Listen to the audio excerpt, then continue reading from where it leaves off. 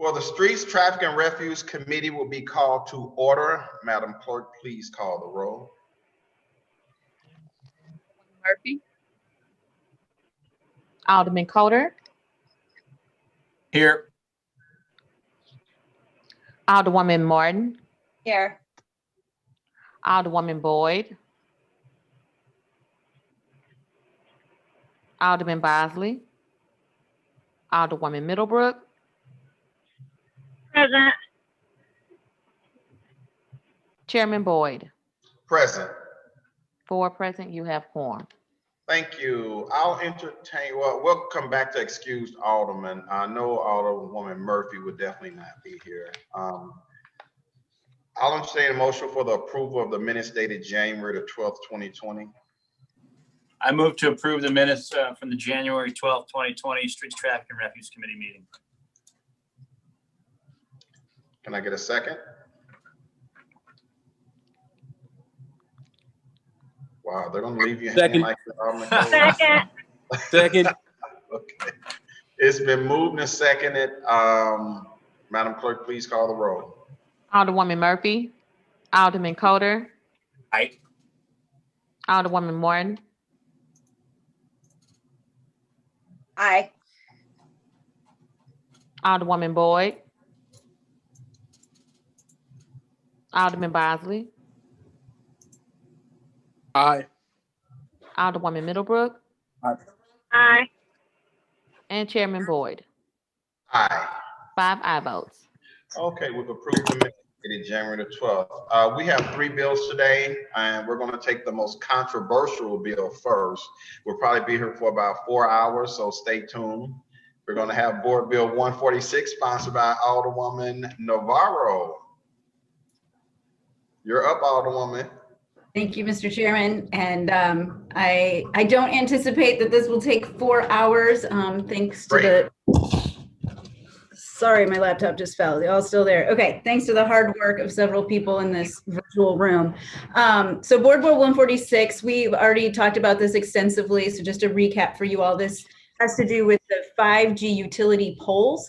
Some of them are already going up in throughout the city, and there's already a lot of federal and state regulation of these utility poles, where they can go and all of that. But we do have a little bit of wiggle room here at the city, and as these poles have been rolled out, I shared a slideshow in the last hearing, just a little bit about kind of what these look like and where they're going, and have since had some really good conversations with the providers, with the cell providers, about how we can make sure that these poles are going up in a manner that respects the residents who live, usually, right on an adjacent parcel, essentially, to these poles.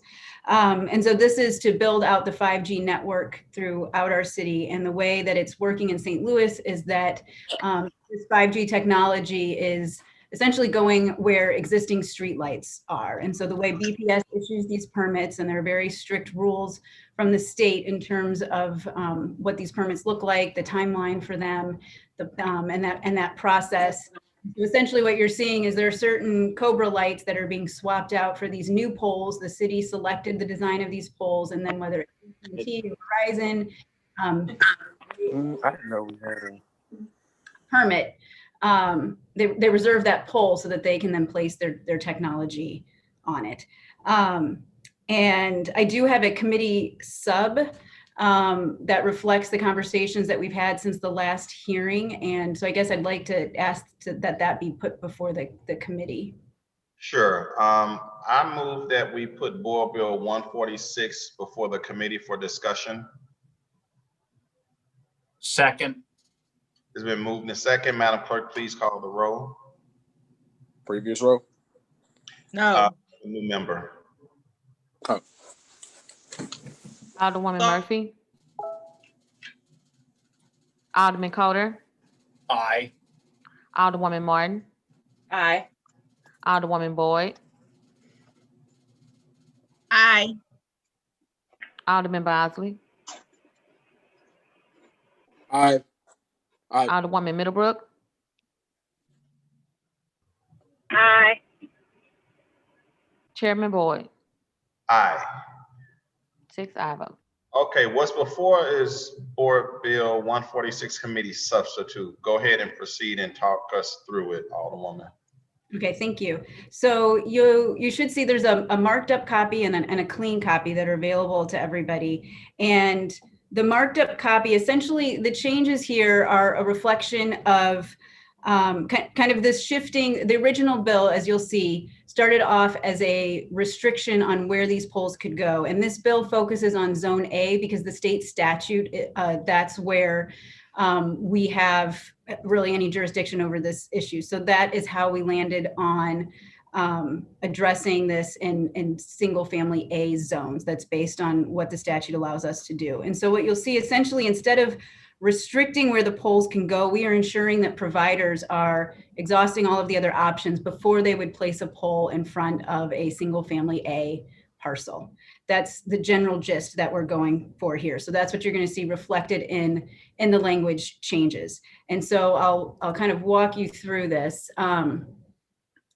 So under section A about permit requirements here, the framework for this is that when a provider applies for a permit, so they're applying to use one of our existing street lights to mount their technology, and that requires the replacement of the entire pole because our Cobra poles cannot support the new technology. They go through BPS and they apply for this permit. And if they are applying for essentially usually the tree lawn in front of a single family A home, they would be required to show the certificate of need. And that's what these permit requirements here in A and B are talking about. And this is something that we've negotiated and worked out with the providers and with BPS about because we wanted to find something that wasn't too onerous on BPS, but also made sure that the providers were providing the information we needed to ensure that if they are going to place one of these poles in front of a single family A home, that they've done all the due diligence. They have looked at any other place they could go, whether that's the alley or a side street, or maybe there's a median across the way that they could use. And so through using maps, photos, and some of this will be outlined in a BPS resolution, but essentially we've laid out a process here that they would certify that they need to go in this location. And so that would be for reasons such as filling a gap in their network, densifying the network, and along with that, showing that none of these other alternative locations would suffice, that this is the only place they can go to achieve that in order for their technology to work in those ways. And we do point out in here that simply showing that, it's more expensive to go in one of these other locations is not a sufficient reason to go in front of a single family A home. The other thing lined out in here is that it does give BPS the ability to have the provider install the pole maybe closer to a property line. So for example, if the existing Cobra pole lines up with somebody's front door right now, and the new 5G pole is significantly larger than that, and so that could really be an issue. So BPS could say, okay, you can replace the streetlight pole and put your technology on it, but you need to move it so far to the east, west, north, or south, so that you're lined up with a property line and it's not smack dab in front of somebody's front door, for example. The other thing that is included in here is that door hangers will be provided at least 7 days in advance of when any digging is going to be occurring in front of someone's home. Alderman will also receive notice, but as we've talked about, simply notifying the alderman doesn't necessarily mean that all of the neighbors get the alert. So we added that there would be door hangers placed on the homes of anyone who's going to be affected by any of this installation. That's the bulk of what we've done in here. That's what we've come up with. And there are a couple more changes. Page 14, there are just a couple of changes. One was to fix a typo, and one was just to make sure the language was in conformity with state law. So I am happy to answer any questions. And I do have Nancy Walsh from the City Attorney's Office is here. And we do have representatives from Verizon. I'm not sure if anyone from AT&T is here, but I'm happy to answer questions or happy to turn it over to any of them as well, Mr. Chairman, whatever you would like. Okay, well, let's go down the list and see if there are any committee members that have questions. Alderman Kotor. Thank you, Chairman. Alderwoman, and feel free to pass this to someone else if not, but looking at the language on the door hangers, which you just mentioned, is that only in the A zones, or are they going to do door hangers in any area where they're putting these near, residences? My understanding is that this is in the A zone. Nancy, if you want to, if I have that wrong. That is the way it's worded. Wait a minute, Nancy, before you speak, go ahead and again, identify who you are and what department you work for. Sure. I'm Nancy Walsh. I'm with the City Councilor's Office, and I've been working, even before Alderwoman Navarro got working on this board bill. Michael Garvin and I had been working with Verizon for several months on these 5G issues. And then I've been working with the Alderwoman on this board bill. Okay, then I guess I'll direct, if this is particular to the A zone, that's great. I'm glad they're doing door hangers. And I know we've got a number of folks from Verizon here, several of whom I had the opportunity to meet at the Public Utilities meeting a couple months back. So I guess my question generally for Verizon is, are you doing door hangers or notifying residents in non-A residential zones? So in B, C, D, or E, I guess, which would be other areas where we have residents. Are you guys, before you're putting these in, letting the nearby neighbors know? Alderman Coder, before they respond, let's just, I'll give them a chance to present, and then we'll come to the question. But if we have any current questions for the Alderwoman. That's my only question, Chairman. Okay. And could I respond to that real quick? Yes.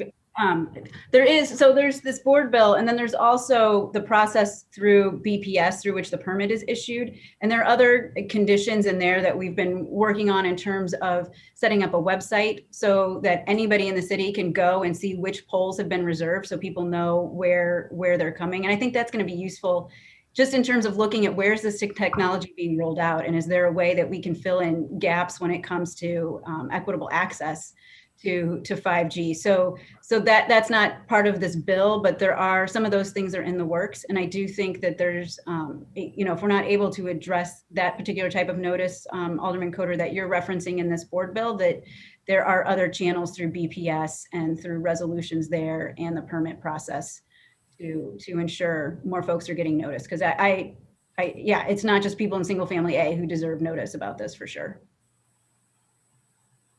Okay, Alderwoman Martin. No questions, thank you. Okay, Alderman Bosley. I have no questions at this time. Okay, Alderwoman Middlebrook. No questions, thank you. Okay, are you pretty I much? have no questions. Thank you, Alderwoman Boyd. I don't know how I missed you. I do that too often. I apologize. I guess I see Boyd and I think about myself. I'm going straight through the roll call. So, Alderwoman Navarro, are you finished with your part of the presentation? Yeah, I guess I would just, if Nancy Walsh has anything that she wants to add or clarify, I'd like to give her that opportunity.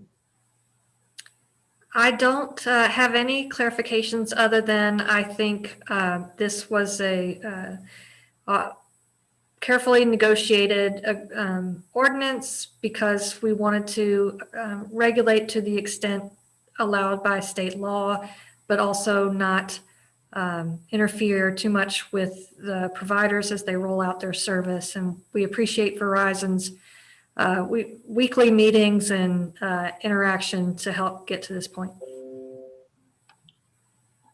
Okay, I did have a question. The way the board bill is written, so door hangers will be put on the homes of anyone that's affected, or just where the excavation would occur? Alderwoman. Yeah, good question. I am just looking at this to make sure that I believe it's going to be anywhere. So there's the place where the pole goes, but then there's also laying of the fiber.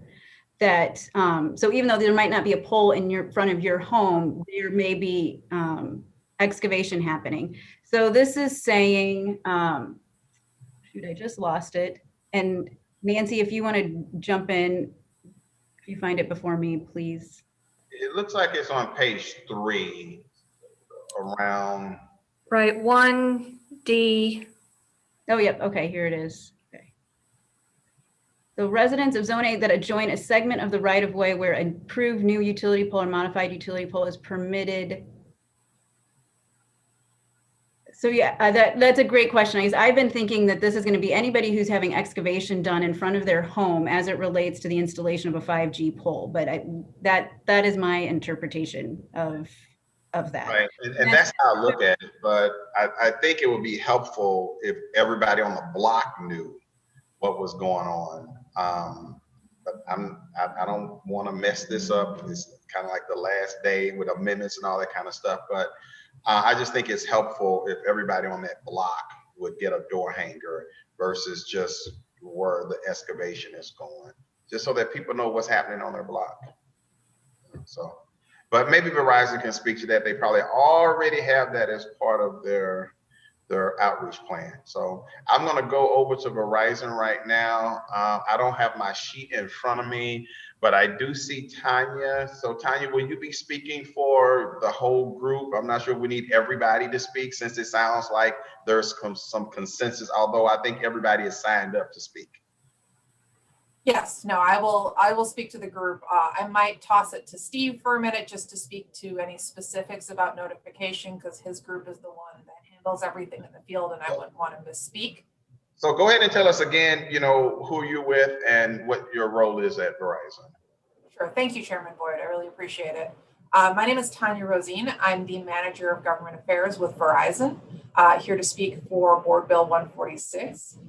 First, I want to say thank you so much to Alderwoman Navarro, Nancy Walsh, and the rest of the city staff for working with us on this. You have done a great job about communicating with us, and we really appreciate that you were open to this process, and we were able to find a workable solution for this. So thank you for that. We really do appreciate it. With regards to the notification, we have been notifying in residential Zone A areas. My understanding, it is currently the adjacent properties. Steve, can you confirm that for the notifications? And Steve, can you announce who you are too? So yeah, hi. Thank you for having us on here. My name's Steve LeVar. I'm the Director of Engineering for the wireless build. That includes St. Louis. So at this time, we're doing adjacent property owner door hangers along the excavation path. So that would include both the path for fiber, but would also include the path for any connection of the electrical service as well, because we are running new conduit and power connections back to a transformer as we work with Ameren in the market. So that's our current practice. Okay.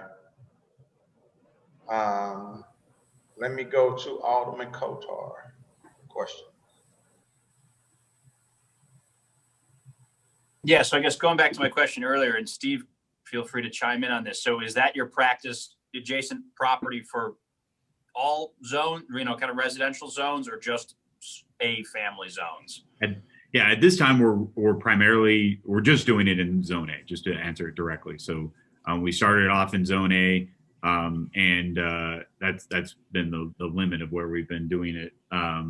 We can certainly take that back and look at expanding that program elsewhere. I know we have, as we've built in other areas, I think we have successfully worked through some concerns that have been brought up in some commercial areas and other examples that we can share, but we can look at expanding it. This, when we think about this bill specifically, because it's focused on the residential A areas, I think it made sense just to include the language in there as it applies to the residential A areas, as this really isn't addressing deployments outside of those areas.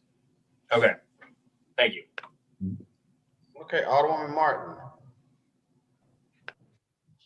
I don't have any questions, but I think that just as an alderman, I'm good with this because I feel like it's, it's who is actually affected. I think we all know that things kind of can blow up quickly once, somebody thinks it's in front of their house. And so I'm okay with just notifying the few people that are just directly affected by this. Thank you. Okay, Alderwoman Pam Boyd.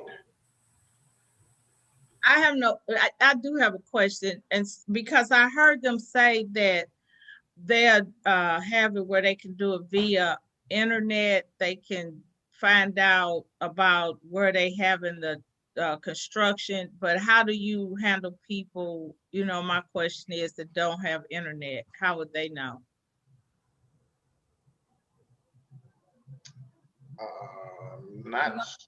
You want me to take Alderman Navarro, go ahead. Sure. So what I was referencing, Alderwoman Boyd, was that I've asked the city and XG, the contractor who is processing these permits for the city, to put up a website, but that's separate from this. What this bill requires door hangers. So recognizing that, yeah, not everybody's going to go look online. Not everybody's going to even answer the phone necessarily if it's a number they don't know. But the door hanger should be, there. I mean, that should be the most direct way for people to know what's going on. So that's what's required by the bill, is the door hanger. The website is another piece of communication we're working on outside of this bill. Okay, I got confused. So that's fine. All right. Thank you. I have no other questions. Alderman Bosley. Yes, sir. How you doing? Thank you, Mr. Chairman, members of the committee. Quick question, if Alderwoman Martin will yield. Sure. Okay. I just from your perspective, exactly what does this bill aim to do? Exactly, its intentions. Oh, wait a minute, Alderman Bosley. Did you want the sponsor of the bill to yield, or your committee member? The sponsor of the bill. I'm sorry. Okay, well, that would be Alderwoman Navarro to answer that. My apologies. Okay. Alderwoman Marty. So, Alderman, your question is just kind of big picture. What's the aim of this bill, of this legislation? Yes, ma'am. So, what we are looking to do is make sure that as these 5G utility poles are being rolled out, so essentially the state just opened up all of the right of way in the city of St. Louis and said if a utility provider wants to put one of these 5G poles there, I mean, I'm being I'm painting a broad brush here, but essentially the state really opened up our right of way and really limited any discretion that the city has in terms of where these 5G utility poles go. And as a result, I and several other aldermen have had a lot of neighbors calling saying, what's going on? There's now this new, much bigger pole in my front yard.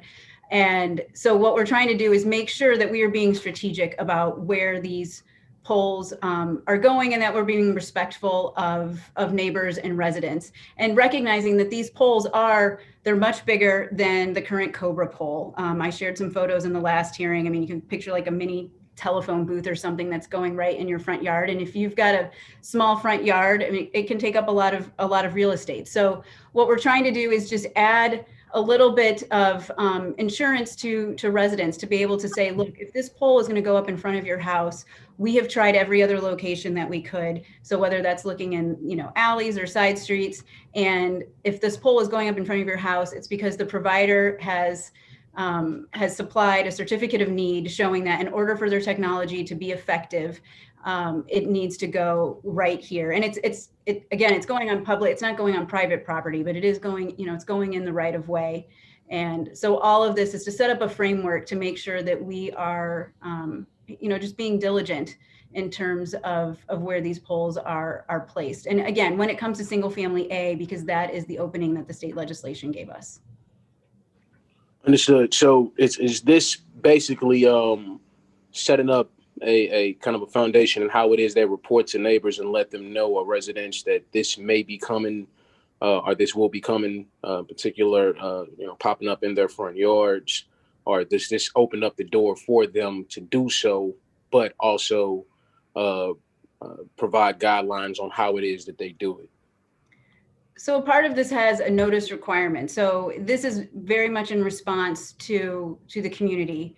And there's some members of the community who don't want a 5G utility pole in front of their home. And, you know, unfortunately, that's, you know, this isn't the sort of situation where neighbors can reject one of these. So what we're trying to do is give neighbors notice, and then make sure that the providers are, you know, exhausting other options before they would place it in front of somebody's home. So the notice is really before before the tree lawn in front of your home gets dug up, or before the street light is replaced with something else.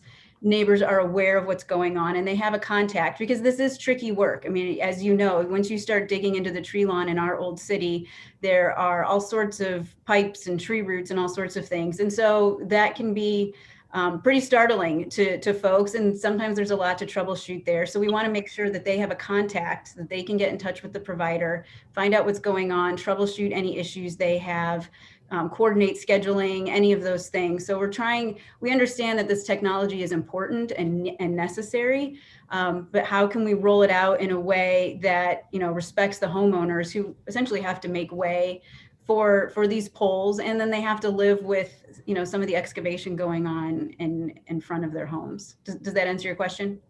Yeah, to some degree, and I appreciate it. I definitely know we've been working on trying to upgrade the city. There is a lot of controversy around the 5G network in general. I myself has done quite a lot of reading on it. There are some ideas that, or not ideas, there's some scientific proof that it definitely causes cancer, and it emits radiation, which is very, very true. Now, the low amounts that they say that it emits is not supposed to be harmful to us at certain distances. But when we talk about, putting these towers in residential tree line areas, we get much more into the meat, I think, of a different conversation. So I just wanted to make sure that this bill is targeted towards informing those residents and not opening up the door for these things to happen with notification. You know, I think if there's anything that we can do at this point to give neighbors and residents in the area the opportunity to object to having these particular electric stations, if you will, there within their area, then this is where those people live at on a regular basis, and people know how it is that they feel coming in and out of the house regularly. They know what it is that they read, what they believe in. Sometimes you can read something and that psychologically can have you just completely on edge based on what it is that, that you read. And it may or may not be true, but that also, puts some type of a damper on the quality of life of folks. So there's a lot going on with this technology that's being rolled out. A lot of controversy against it and for it at the same time. So just want to make sure that we are doing what we can do to ensure the residents always have a voice in what they want within their neighborhoods. And the intentions of this is to purely ensure that they are being advised of what's going in the ward and what they can come home to expect, and give contact information on those individuals. Then I can stand with it. But as these board bills kind of come back to back and different sponsors are sponsoring, I think, different pieces of legislation with all of these different technological advances, it'd be very good for us as a board to start, I would think, working with each other a little bit more to learn about all of these different technologies and what the cons are to them. So when we get these residents here who feel a particular way, I think we can start putting particular language within these bills that would kind of catapult us into the future. So these conversations won't be controversial. And, the 5G stuff, it is very, I personally don't agree with 5G being anywhere around residential areas based on what I've read. I think that is very new technology, and because you have scientists from all over the world who have said that it has problems, and then you have millions and millions of dollars being poured into the private sector on going out and assessing and looking at whether or not this causes environmental issues. There's a lot of money being made just to assess right now. And, when you start looking into those things and you got people who are spending millions of dollars we're not spending millions of dollars, have already spent millions of dollars building these things. And then you got folks that work with them saying that they see problems with it. We need to make sure we pay attention to those things. So with all that being said, I just wanted to make sure that this is, once again, just the intent to make sure our residents are being notified and they have the tools necessary to be able to at least contact individuals when they see something being done with this particular technology. Is that it, Alderman? Yes, sir. Okay, thank you. Alderwoman Middlebrook. I have no questions. Thank you. Okay, would the sponsor want to go ahead and close? Sure, thank you. So thank you again to everyone who's on this call, who's helped us get to where we are today. I think that, the door is open already for these 5G utility poles. And we're, while I would love to see citizen input in all sorts of decisions, this is not one of those areas where we as aldermen or citizens have a whole lot of discretion in this. So I think this bill is a really great compromise in terms of saying, yes, this technology is coming regardless of, what we think of it. But, how do we harness the benefits of it while at the same time, respecting residents? And so I think that this is a really great compromise. I do just want to address that, health concerns that anybody has with this technology are outside really of the scope of the Board of Aldermen. We have been told by, I think the FCC and others that, this is not an area where we are even allowed really to regulate in terms of those. So I, urge anybody who has concerns about that to look. There is a lot of research out there, and these are different. I do want to say these are utility poles. These are not the same thing as the towers that are going up. So there is a difference there, but there's quite a bit of research out there. You can look on the EPA's website, variety of health information, to get more facts on this technology. But I do think we've got a good compromise here to protect residents as best we can and make this technology available as well. So with that, I just ask for your support of Board Bill 146 Committee Sub. Okay, I'll entertain a motion on Board Bill. Whoops, I just lost my train of thought on that. Board Bill 146 Committee Substitute. I move that we adopt Board Bill 146 Committee Substitute with a due pass recommendation. Second. Okay, it's been moved in a second. Madam Clerk, please call the roll. Alderwoman Murphy. Alderman Coder. Aye. Alderwoman Martin. Aye. Alderwoman Boyd. Aye. Alderman Bosley. Aye. Alderwoman Middlebrook. Aye. Chairman Boyd. Aye. 6 aye votes. Okay, with your vote, you've passed Board Bill 146 out of committee with a due pass recommendation. Next board bill before us, we'll take it in seniority. Alderman Coder, Board Bill 234. Thank you, Mr. Chairman, members of the committee. Where's my pen? There it is. Board Bill 234 is a board bill authorizing the sale of land currently owned by the city and controlled by the treasurer's office to Opus, a developer. To give you some perspective, the parcel of land we're talking about is at the corner of, 11th and Spruce. It's one of the old Couples buildings. So it is just to the west of the Start Bar. You have Wheelhouse, Start Bar, and then a big vacant parcel. It was a Couples station building that the city, I'm not really sure how the city acquired it. That was before my time. And it was torn down many years ago. It was in really bad shape. So it's a flat piece of ground. It's currently just grass and trees. And there is a plan to develop it into 146 market rate apartments. There's a companion bill, Board Bill 193, that is moving through the board, authorizing a 10-year 40% tax abatement. And the bill in front of you with the amendments that I'm hoping to offer here momentarily would simply authorize the sale of the land pending approval of the Parking Commission. The Parking Commission is aware of this project. Due to, I'm not going to get into all the details, but there hasn't been a Parking Commission meeting to approve it. I anticipate there will be one in the near future, and I'm just trying to keep the board bill moving with including language in the amendments that would say, this doesn't take effect until the Parking Commission's also approved it. So it's the sale of land pending approval of the Parking Commission.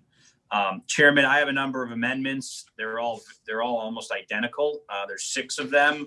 I'm sorry I couldn't get a committee sub in time. I was waiting on clearing this language with a few folks. The amendments are in one document that should be on your shared drive. I'm happy, Chairman, how do you want to handle this? You want me to answer questions about the bill first or introduce the amendments? Why don't we go ahead and talk about the bill, and then we'll introduce the amendments to the bill. Sure. And we'll go ahead and, it sounded like you pretty summed it up though, so. Yeah, Are you finished? I think I gave the price. It's and I mean, this is a fair market transaction. They're paying $2.3 million for the land. Okay. All right, so why don't we just go ahead and take some questions from the committee members real quick. Alderman Martin. No questions. Alderman Pam Boyd. No questions. Alderman Bosley. How much is the building worth? The value of the building, the construction cost is about $31 million. You said with construction costs? So sorry, the raw land, which is what this bill is just seeking to sell the land. The land is being sold for $2.3 million. The total development is just north of $30 million. 30. Nice. Okay, yeah, that was my only question. Cool. Okay, Alderman Middlebrook. I have no questions. Thank you. Okay, Alderman Coder, is it your understanding that the treasurer's office is good with the $2.3 million price? Yes, they have. I mean, they negotiated that sale price with the developer, and I know representatives from Opus are on. I don't think they're have permissions as presenters, but we could pull them up if you do need to talk to them, Chairman. No, not really. It's just about the sale of the land. Well, no, let me go ahead. Let's do that. If somebody is here from them, you want to offer them, present them, Alderman Coder?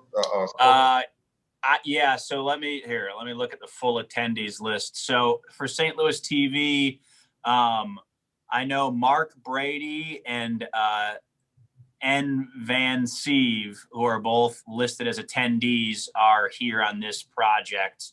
If you could promote them.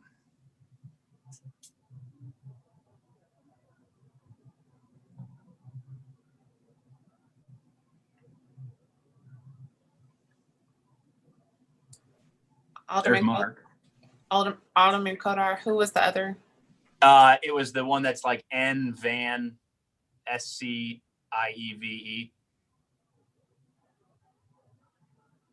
Thank you.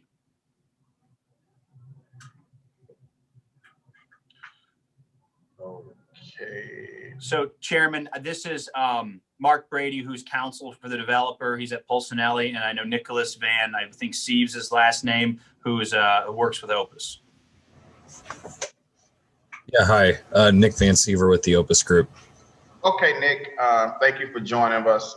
So is it your understanding that the treasurer's office is pretty much okay with this transaction? Yes, that we've been negotiating for the past, we negotiated in the past few months ago, and it's our impression that, they're ready to sign as long as the Parking Commission approves. So you haven't actually signed a real estate contract yet? That is what we're pending the Parking Commission approval. Have you signed a letter of intent or anything like that? Maybe, a year ago when we started negotiating, I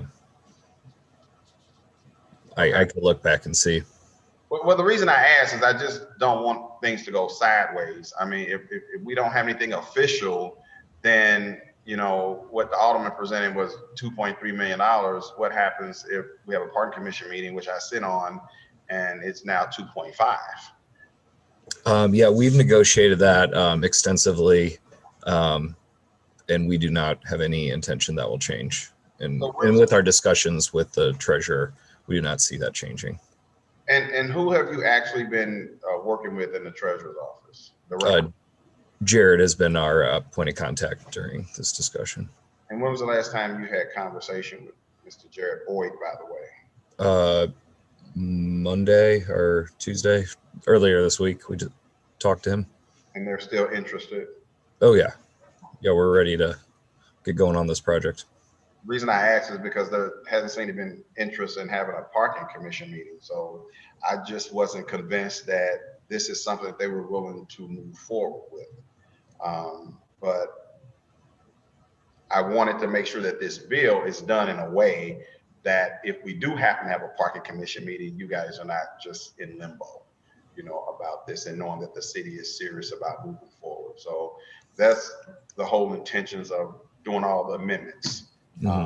With anticipation that we would have a meeting. It's real unfortunate that with the COVID-19 experiences and the shortness of revenues, that $2.3 million is a lot of money. I mean, I would have thought this deal would have been closed months ago. So I'm very disappointed as a member of the parking commission that I really wasn't aware of this until the Alderman presented the bill. And I'm sorry you guys are being delayed on this, because it sounds like your project is going to be a phenomenal project, which I'm sure we'll hear about it again sometime in May. Okay, I feel satisfied that you guys have done your due diligence, you know, working with the treasurer's office, because that's important. I know sometimes working with the treasurer's office is kind of tough, and they don't talk to people for years trying to do business with that office. So you guys are convinced, I'm convinced that, you know, this will move forward, and I have no more questions for you. Yeah, appreciate it. We're ready to get going and excited to build this building in downtown St. Louis.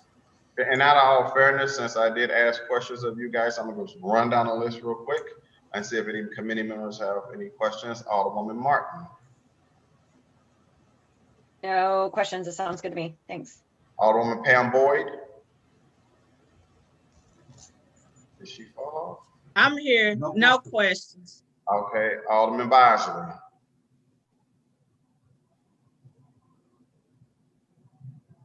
Alderman Bosley. Sorry, no questions, sir. Okay. Alderwoman Middlebrook. No questions, thank you. Okay. So we're back to Alderman Coulter on his amendments, and we'll just take them one by one. Cool. Thank you. And I think this will be a fairly quick exercise with the amendments, because they are all essentially similar, identical. Okay, so all we're doing basically, and you'll see the amendments in your drive, there's 6 of them at various points on the board bill. On the first 3 pages, we're adding a clause that basically just says that this is subject. So I'll read amendment number 1, and then I'll read amendment number 2 when we get to it. And then the rest of them are the same as amendment number 2. So on amendment number 1, we would simply be adding on page 2, line 11, after the phrase "herein by this reference," we'd add "subject to the approval of the real estate sale contract and the sale of property pursuant thereto by the City of St. Louis Parking Commission." And then we make parking commission a defined term. So that would basically be the first clause of that sentence, starting with the treasurer. So that's amendment number 1. Let's just go ahead and make a motion and pass these out. Yep. I move to adopt amendment number 1 to Board Bill 234. Second. It's been moved to previous roll. Amendment number 1 to Board Bill 234 has been moved in second. Hearing no objection to previous roll, amendment number 1 to Board Bill 234 is adopted. Great. All right. Amendment number 2. Let's see. Line 20, page 2, line 20. After the title there that says ending with development agreement, we would add the phrase subject to the Parking Commission's approval of the real estate contract and sale of the property pursuant thereto. So again, same language basically. So I would move to adopt amendment number 2 to Board Bill 234.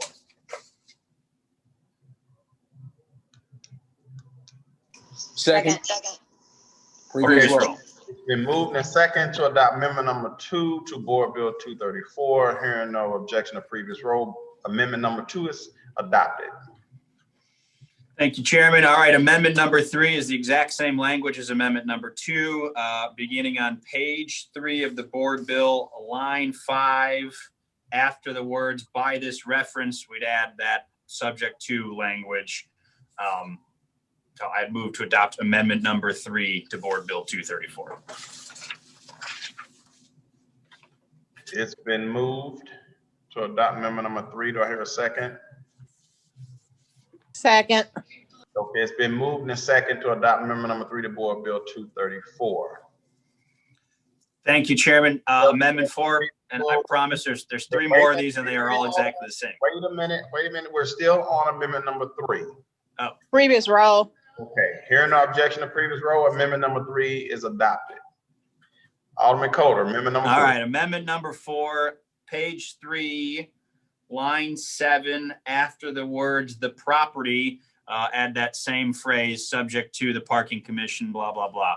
I move to adopt amendment number 4 to Board Bill 234. Come on, committee. Okay, I'll second. Request previous roll. Hearing no objection to previous roll, amendment number 4 is adopted, Board Bill 234. Thank you. All right, 2 more. We're almost done here. All right, amendment number 5, beginning on page 3, line 15. After the word "special warranty deed," add the language "subject to the parking commission's approval." I move to adopt amendment number 5 to Board Bill 234. Second. Previous roll.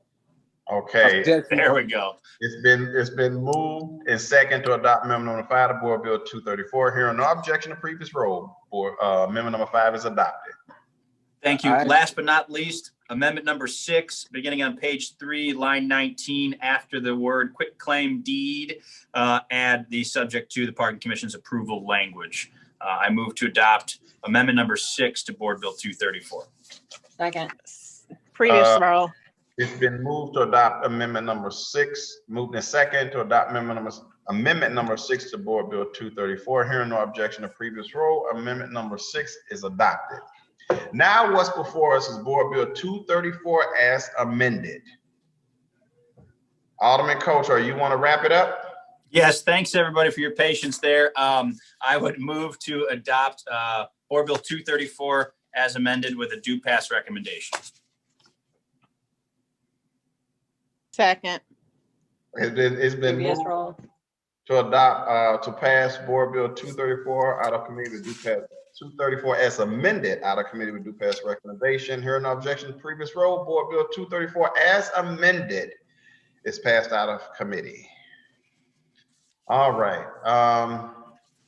Thank you. What an exercise, Alderman Coder. Thank you. Yeah, sorry again. I couldn't meet the 1 o'clock deadline yesterday. We were still talking about that language. That's good. Now you see why committee substitutes are a lot easier. I much prefer them. Okay, next board bill before us is Board Bill 155, sponsored by Alderman Bosley. Thank you, Mr. Chairman, members of the board. Board Bill 155 is basically just a board bill. Of course, you know there is a lot going on within the city of St. Louis when it comes down to traffic control. There's a lot of speeding going on throughout the city. There is not many things that I believe we have done to slow that traffic down. There are a lot of things that we have tried and we're going to continue to try. As we try those things, we'll see what works and remove what does not, and continue to just move forward in what it is that does work. But at least we'll know what doesn't. So what this board bill does, it reduces all the speed limits in my ward, only in the 3rd ward, to 20 miles per hour. Now, the reason for that is you have a lot of individuals that are driving through the areas right now that do not have speed limit signs. You drive through the 3rd ward right now, which was requested with I believe 3 meetings ago, over a month ago, from the streets department, how many signs were in the 3rd ward. I've driven through myself. There are no signs in our residential areas. I don't know what has happened to them, but there are none. And there is, once again, if there are some, the streets department was here, I'd like them to be able to point those out, but there are not any. And people are driving the way that they like to because they don't know what the speed limit is, number one. And number two, every single road that is connected to our main corridors are almost around the same limit. Yeah, Natural Bridge, Grand, the speed limits there are right at 35 and 40 miles per hour. Same thing in our residential areas. And if it's not posted, then you'll go the same speed that you are going on one of those main corridors. I think those things need to be corrected. Enforcement is the number one thing that is extremely important in ensuring we have safety, safe people driving within the city, and people knowing that there are consequences and repercussions for driving over the speed limit and any other infractions that you have while you're driving. But we know that there is a shortage within our police department, and it's very, very unlikely for them to be able to dedicate time into these residential areas on central corridors that generally don't encompass thousands and thousands of drivers, where they could make their time spent there be spent wisely with all the other things that are going on within the city of St. Louis that the police department has to address. For example, shootings and things like that. As you know, when we have homicides and we have shootings in general, you can easily have 10 or 15 officers there for a lot of different reasons. There are a lot of things going on in the city of St. Louis. I believe that a majority of our problem is that we have lacked over the last 10 years, really the last 15, to control traffic. People are driving around with license plates that are 4 and 5 years expired. People are driving around with expired tags that are 2 and 3 years old. Those things create the environment that we have right now. And this bill does not address that. Its intention is not to provide a reason for the police to harass people, but to provide an atmospheric change immediately when you come into a particular area that generally you have not seen any rules set up for the way that you drive. They're right now in writing and all around those residential areas where you generally come off those commercial corridors and treat the commercial corridors the same way you would as the residential blocks. So in short, and which it wasn't short, but to shorten this up, the entire gist of this bill is to psychologically get our folks prepared for what the future holds. One day we want the city to slow down. And if we are not, just like we are trying to go green, we're trying to ensure that eventually we have zero carbon emissions. We put that bill up 2 years ago, but that's all the way out, I believe, for 2030. We are being proactive in what it is that we're doing. So we know that our city is working towards the infrastructure that is needed for the future. That is the same thing when it comes down to us saying that we need people to drive safer, drive slower.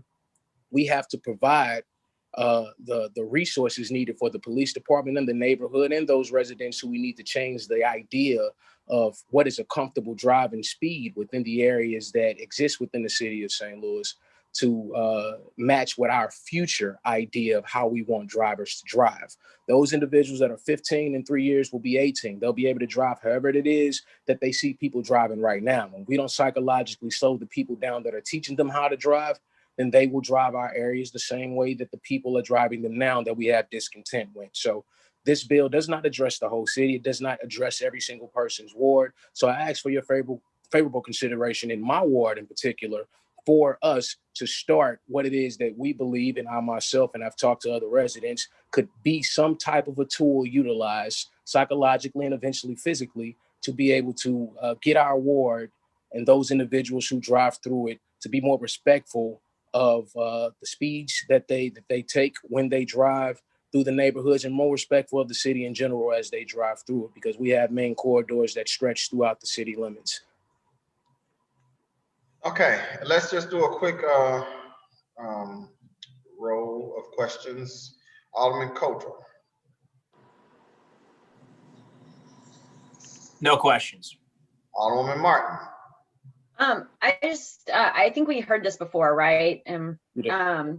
So streets department is fine with this, and they don't I mean, you said that they don't have any speed signs, but they're okay with this, or it has no impact on them? Well, so I don't know what the impact is on them in particular, but they have had months, just like you said, you've heard it before, a month to come and bring anything in writing that they believe would impact them, or put anything that they believe in writing that would support their idea of this being something that doesn't need to be done. Those things you don't have right now, those are things that I don't have right now. There's been a month at bare minimum for them to be able to respond to this is something that I believe in the residents in the Third Ward need to be done. Nobody has sent anything out negatively saying that this would be a problem for their neighborhood. Okay, all right, thank you. Thank you. Alderwoman Pam Boyd. Alderman Bosley, I understand what you're doing because you're trying to change the mindset. And so that's my thinking in regards to our wards, because in the North Quarter, the mindset has been, you can kind of do what you want to do in our wards. And so I applaud you for taking the stand to step up to say, we need to change the mindset of our community. But it's kind of scary to me when you say it's no speed limit signs in your ward. And so I guess my question to other older people on the other side of town, you know, how many of you do not have any speed limit signs in your ward? Because that's kind of scary. So you setting the tone, it's not any accountability or guidelines for people to drive. And so I applaud you. I know it's a big challenge for the street department because I heard them before when they talked about it. And so I think the challenge to them is, to figure out how many signs and where to put them. And so I know you've been working with them on that.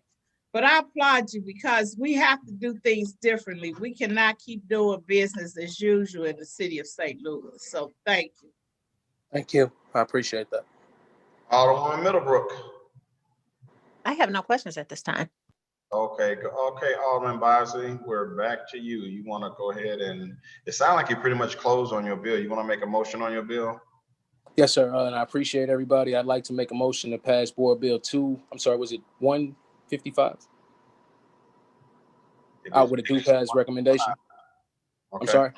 It is 155. Okay, I'm sorry. Yeah, I'd like to make a motion to pass Board Bill 155 out with a due pass recommendation. Second, previous roll. Objection to previous roll. Madam Clerk, please call the roll. Alderwoman Murphy. Alderman Coder. Aye. Alderwoman Martin. Aye. Alderwoman Boyd. Aye. Alderman Bosley. Aye. Alderwoman Middlebrook. Aye. Chairman Boyd. Present. 1 voting present and 5 aye votes. With your vote, you have passed Board Bill 155 out of committee with a due pass recommendation. Thank you. All right. We will skip item number 6. Item number 7. We will excuse the Alderwoman from the 13th Ward, Alderwoman Murphy, due to necessary absence. See if we have any announcements real quick. Let's go around. Any announcements, Alderman Coder? No, I would say just drive safe if you're out on the roads today. That's good advice. Alderwoman Martin. Thanks to all the plows I've already seen. Alderwoman Bosley. I'm sorry, Alderwoman Pam Boyd. No comments. Okay, Alderman Bosley. I don't have no comments. Alderwoman Middlebrook. No comments, thank you. Okay. I don't really have anything except, again, can't overemphasize be safe. We've had accidents along MLK this morning. Okay. So with that, I believe all the business of the Streets, Traffic and Refuse Committee today has been taken care of. And with that, the meeting is now adjourned. Thank you, everybody.